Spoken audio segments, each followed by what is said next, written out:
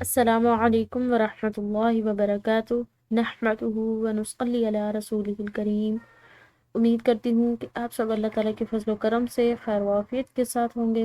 میں آپ سب کو اپنے چینل ایزی قرآن لیسنز پر دل کی گہرائیوں سے خوش آمدید کہتی ہوں۔ آج ہم پڑھیں گے سورہ بقرہ کی آیت نمبر 240۔ اس آیت مبارکہ کی ہم تلاوت بھی کریں گے اور ساتھ ساتھ ہم اس کی تجوید بھی سیکھیں گے انشاءاللہ العزیز۔ تو چلیے بغیر تاخیر کے بڑھتے ہیں اپنے سبق کی طرف، اور سبق کی ابتدا اللہ جل شانہ کے بابرکت نام سے کریں گے۔ اعوذ باللہ من الشیطان الرجیم، بسم اللہ الرحمن الرحیم۔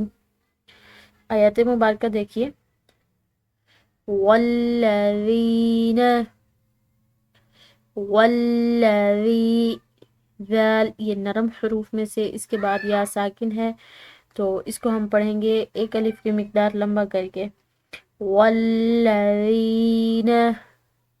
یتوفون، یتوفو، فا کے بعد واو ساکن آ رہی ہے تو ایک الف کی مقدار اس کو کھینچ کر ادا کریں گے، یتوفون منکم، نون ساکن ہے اس کے بعد کاف حروف اخفا میں سے ہے، تو اس نون ساکن پر ہم نے اخفا کرنا ہے، یعنی کہ نون ساکن کی جو آواز ہے اس کو ہم نے ناک میں چھپاتے ہوئے نکالنا ہے۔ منکم وَيَذَرُونَ، ذال نرم حروف میں سے را، اس کے بعد واو ساکن کی وجہ سے اس را کو ہم نے ایک الف کی مقدار کھینچ کر ادا کیا، وَيَذَرُونَ أَزْوَاجًا وَصِيَّةً لِأَزْوَاجِهِمْ، اس کو ہم دوبارہ سے دیکھیں گے، ازواجا، اب یہاں پر جو ہے یہ وقف جائز کی علامت لگی ہوئی ہے، اور وقف جائز کی علامت پر چونکہ ٹھہراؤ بہتر ہوتا ہے، تو لیکن یہاں پر جو ہے یہ اوپر یہ علامت نظر آ رہی ہے ہمیں، قاد لام اور یا، ٹھیک ہے، تو جہاں پر یہ علامت ہو وہاں ملا کر یعنی کہ بغیر ٹھہراؤ کے پڑھا جاتا ہے۔ تو جو وقف جائز کی علامت ہوتی ہے اس پر ٹھہرنا تو بہتر ہوتا ہے، لیکن اگر کوئی بنا ٹھہرے بھی آگے والا حرف آگے والا لفظ پڑھے تو یہ بھی درست ہے۔ تو ایسی صورت میں جب یہاں پر ایک ٹھہراؤ کی علامت آ رہی ہے لیکن اس میں بھی جو ہے آپشن ہے ہمارے پاس اس کو ملا کر پڑھنے کا، اور ساتھ میں ایک ایسی علامت آ رہی ہے جو کہ ملا کر جس کی وجہ سے پڑھا جاتا ہے، تو ہم یہاں پر جو ہے اس کو ملا کر پڑھیں گے، ازواجا، اب یہاں پر جیم کے اوپر تنوین آ رہی ہے، اور تنوین کے بعد جو ہے 4 حروف یا واو میم اور نون، ان میں سے ایک حرف واو، ٹھیک ہے، وہ یہاں پر ہے، تو جہاں پر بھی ایسا ہو کہ تنوین کے بعد ان 4 حروف میں سے کوئی حرف آ جائے، یا پھر جو ہے نون ساکن کے بعد ان 4 حروف میں سے کوئی حرف آ رہا ہو، تو ایسی صورت میں ادغام بالغنہ یا ادغام ناقص دونوں ہی اس کے نام ہوتے ہیں، تو جس نام سے بھی اس کو متعارف کروائیں، ٹھیک ہے، تو یہ دونوں ہی اس کے نام ہیں، ازواجا وصیۃ،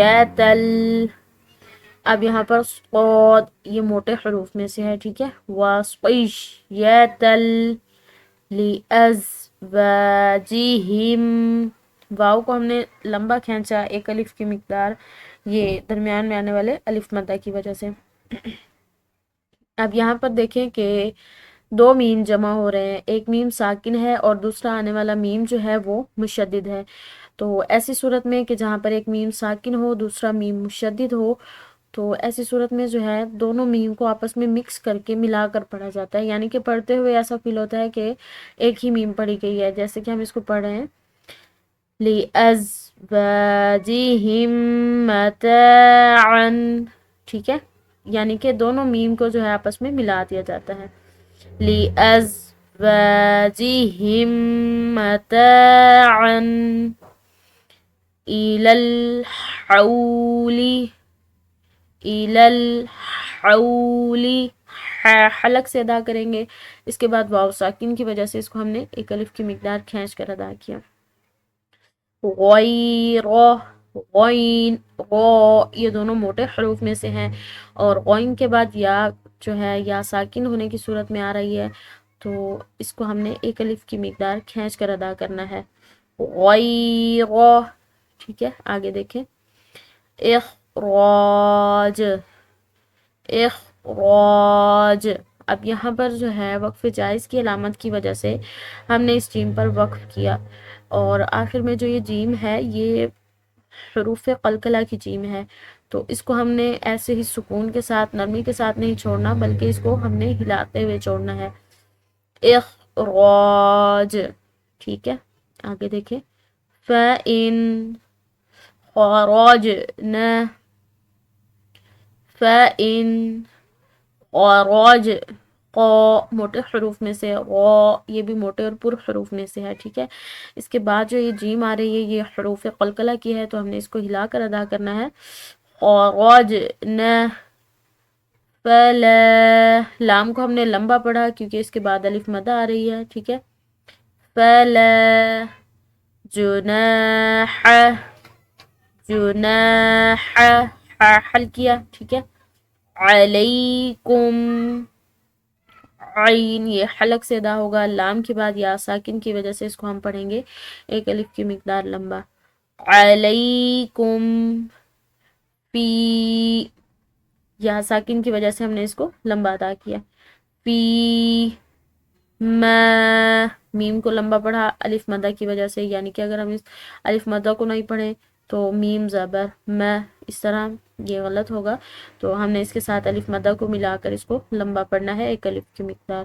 میں، ٹھیک ہے. آگے دیکھیں. فعلنا، فعلنا، عین حلق سے ادا کریں گے. فعلنا فی، اب اس فا کو کھینچنے کی وجہ یا ساکن ہے، اس کے اوپر چھوٹی مد ہے، تو اس کو ہم نے کھینچ کر ادا کیا. فی انفسہن، نون ساکن ہے، اس کے بعد فا ہے، حروف فا میں سے، تو اس کو ہم نے مخفی کر کے پڑھا. انفسہن، نون مشدد ہے، مشدد نون پر غنہ کیا جاتا ہے، تو اس پر ہم غنہ کریں گے. آگے دیکھیں.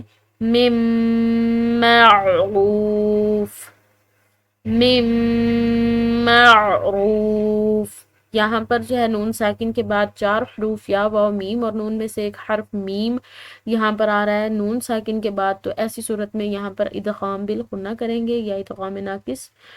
میم، اور یہاں پر ایک رول یہ بھی ہے کہ جو ہے یہ میم مشدد ہے، اور مشدد حرف جو ہے وہ اپنے پیچھے والے حرف کے ساتھ ایک دفعہ ملا کر پڑھا جاتا ہے اور دوسری دفعہ خود اکیلا، لیکن یہاں پر جو ہے میم کے پیچھے والا حرف یعنی کہ نون جو ہے وہ ساکن ہونے کی حالت میں ہے، تو ہم اس میم کو ملائیں گے نون ساکن کے پیچھے والے حرف یعنی کہ میم کے ساتھ. تو ایسی صورت میں یہ نون ساکن جو ہے یہ بالکل خاموش ہو جائے گا، تو ہم میم کو میم کے ساتھ ملائیں گے، ٹھیک ہے. میم معروف، غو کے بعد واو ساکن کی وجہ سے اس کو ہم نے لمبا ادا کیا ایک الف کی مقدار. فا کو وقف کے ساتھ پڑھا کیونکہ آگے وقف مطلق کی علامت ہے. آگے دیکھیں. واللہ، لفظ اللہ کی لام موٹی ادا کریں گے کیونکہ واو کی زبر ہے. واللہ عزیز، یہ ذال کی بنسبت جو ہے سختی اور شدت سے پڑھا جاتا ہے. ان کی آوازیں باہم ملتی ہیں لیکن یہاں پر جو ہے ان کے مخارج میں فرق ہوتا ہے. عزیز، حکیم، حکیم، حل کیا کاف کے بعد یا ساکن کی وجہ سے اس کو ہم ایک الف کی مقدار کھینچ کر پڑھیں گے. حکیم. اس کے ساتھ ہی ہمارا آج کا سبق اختتام کو پہنچا۔ امید ہے کہ آپ کو آج کا سبق بہت اچھے طریقے سے سمجھ آ گیا ہوگا۔